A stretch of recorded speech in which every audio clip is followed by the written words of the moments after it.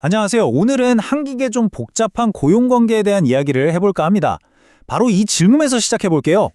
내 월급은 A라는 회사에서 주는데 정작 나한테 일을 시키는 사람은 B회사 사람이에요. 이럴 때 법은 과연 누구를 나의 진짜 사장으로 볼까요? 오늘 그 숨겨진 규칙들 제가 명쾌하게 설명해 드릴게요. 혹시 이런 상황 겪어보셨거나 들어보신 적 없으세요? 계약서상 내 소속은 분명 A 회사인데 매일 출근은 B 회사로 하고 B회사 관리자한테 지시를 받으면서 일하는 거죠. 바로 이런 도급, 또 파견이라는 이름 안에서 일하는 정말 많은 분들이 매일 마주하는 현실입니다. 그리고 이게 바로 오늘 우리가 풀어야 할 질문의 시작점이죠. 대체 누가 나에 대한 진짜 책임이 있는 사람일까요? 자, 그럼 본격적으로 한번 시작해볼까요?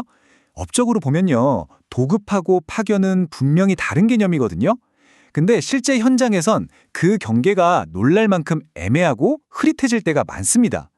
이 혼란을 제대로 이해하려면 먼저 법이 정해놓은 기본 원칙부터 확실하게 짚고 넘어가야 합니다.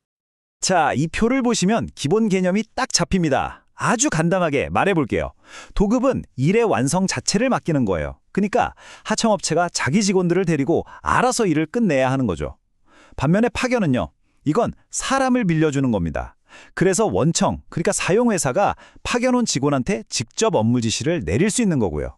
여기서 제일 중요한 키워드, 딱 하나만 꼽으라면 바로 이겁니다. 누가 직접 지휘하고 명령하는가? 이 차이 하나가 모든 걸 결정한다고 보시면 돼요. 그런데 말이죠. 현실이 이렇게 칼로 무자르듯 명확하지 않을 때가 훨씬 많겠죠? 그럴 때 법원은 도대체 어떤 기준으로 진짜 사장을 가려낼까요? 여기에요. 법원이 거의 흔들림 없이 적용하는 핵심 원칙이 하나 있습니다. 일종의 황금률이라고 할 수 있죠. 바로 이 문장입니다. 형식보다 실질의 원칙. 이게 무슨 말이냐면요. 법원은 계약서에 도급계약이라고 큼지막하게 도장이 찍혀 있다고 해서 그걸 그대로 믿어주지 않는다는 겁니다. 대신에 마치 탐정처럼 현장으로 가서 실제로 누가 진짜 사장 노릇을 했지 이걸 샅샅이 따져보는 거죠. 종이 위에 쓰인 글자보다 현장에서 땀 흘리면서 일하는 그 실제 모습이 훨씬 더 중요하다는 아주 중요한 선언입니다. 그렇다면 법원이 말하는 그 실질이라는 건 대체 어떻게 판단할까요? 바로 이 체크리스트를 봅니다. 이 항목들 하나하나 뜯어보면 결국엔 하나의 질문으로 모아져요. 누가 진짜 보스인가? 누가 매일같이 구체적인 업무를 지시하고 내 휴가 결제 서류에 도장을 찍어주고 원청 직원들이랑 똑같이 회의에 들어오라고 하는지, 심지어 내가 지금 쓰고 있는 이 컴퓨터는 누구의 자산인지까지요. 이 모든 조각들을 다 맞춰가서 진짜 사장의 그림을 완성해 나가는 겁니다. 자, 이제 법원이 진짜 사용자를 찾아내는 두 가지 큰 길 중에서 첫 번째 길을 한번 따라가 보겠습니다. 계약서에는 분명히 도급이라고 써 있는데 실제로는 이름만 도급인 이른바 위장 도급의 경우입니다. 이럴 때 법원은 묵시적 근로계약 관계가 성립되었다 이렇게 판단을 내립니다. 묵시적이라는 말 그대로예요. 서로 직접 만나서 근로계약서를 쓰지는 않았지만 원청의 지배나 통제가 너무나도 명백해서 당신들의 행동을 보니 이건 이미 근로계약을 맺은 거나 마찬가지다 라고 법원이 사후에 도장을 쾅 찍어주는 거죠. 이건 법원의 판단을 통해서 인정되는 관계라는 점, 이게 중요합니다.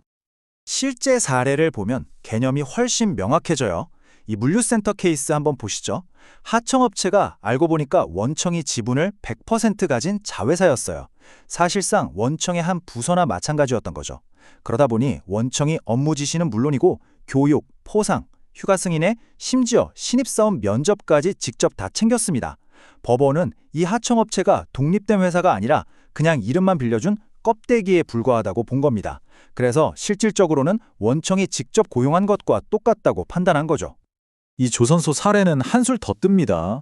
하청업체가 가진 거라고는 사업자 등록증 딱 하나뿐이었어요. 자신들만의 장비나 사무실조차 없었죠. 원청이 임금 수정부터 시작해서 채용, 승진까지 모든 걸 다 결정했습니다. 법원의 표현을 빌리자면 이 하청업체는 독립된 사업체가 아니라 원청의 노무대행기관, 그러니까 인사팀 업무만 대신해준 것에 불과하다고 본 거예요.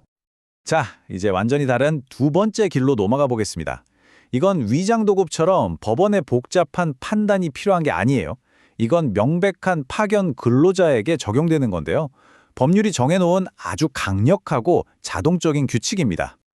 여기서 핵심이 되는 숫자는 바로 2년입니다. 파견 근로자 보호법을 보면요. 파견 근로자의 고용이 너무 불안정해지는 걸 막기 위해서 한 회사에서 일할 수 있는 기간에 명확한 제한을 걸어뒀습니다. 자, 이 타임라인을 한번 보세요. 파견직으로 한 회사에서 2년을 넘겨서 계속 일했다. 그럼 어떻게 될까요? 바로 그 2년이 되는 날, 그 다음 날부터 마법 같은 일이 벌어집니다. 법이 그냥 딱 정해버려요. 이 사람은 이제 이 회사 직원이야. 라고요. 이걸 법률 용어로는 간주한다고 하는데요. 이게 바로 앞에서 봤던 묵시적 계약이랑 완전히 다른 점이에요.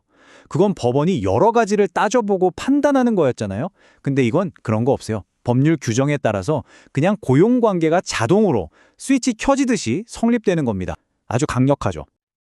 근데 여기서 정말 흥미로운 그리고 아주 중요한 지점이 나옵니다. 대법원이 뭐라고 했냐면요.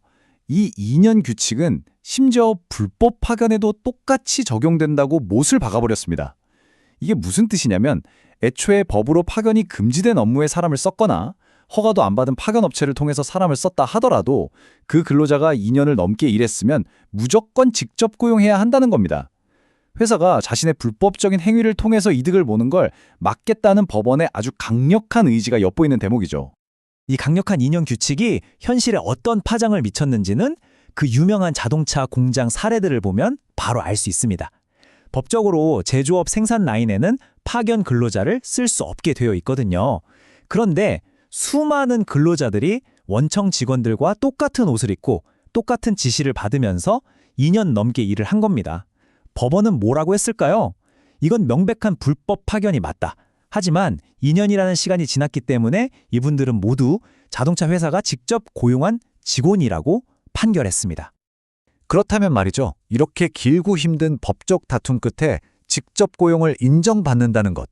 이게 한 사람의 인생에서 과연 무엇을 의미할까요? 극적인 변화를 한번 살펴보겠습니다. 변화는 정말 말 그대로 극적입니다. 불안정한 단기 계약에 상대적으로 낮은 임금을 받던 상황에서 이제는 같은 일을 하는 기존 정규직 직원들과 동등한 임금과 복지를 적용받게 되는 거죠.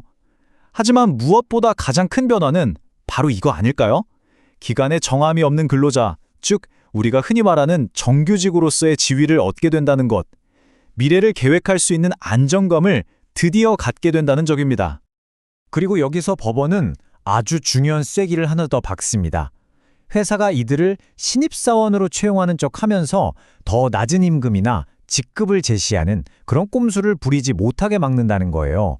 법원은 고용이 간주되는 바로 그 시점부터 이미 회사에서 일하고 있던 동료들과 동일한 근로조건을 적용해야 한다고 명확하게 선을 그었습니다.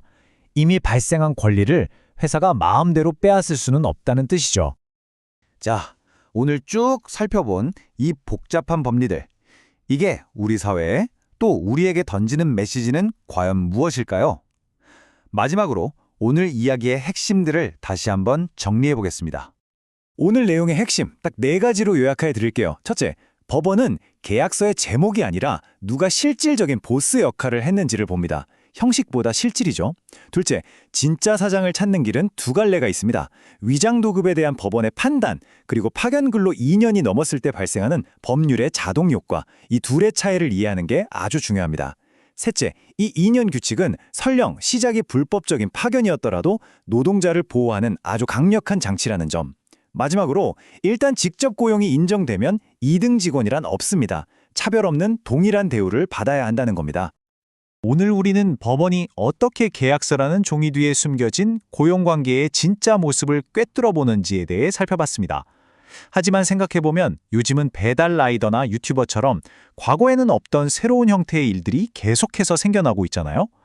과연 누가 근로자이고 누가 독립계약자인지 그 경계선을 긋는 일은 앞으로 우리 사회가 계속해서 답을 찾아가야 할 가장 중요한 질문 중 하나로 남을 것입니다.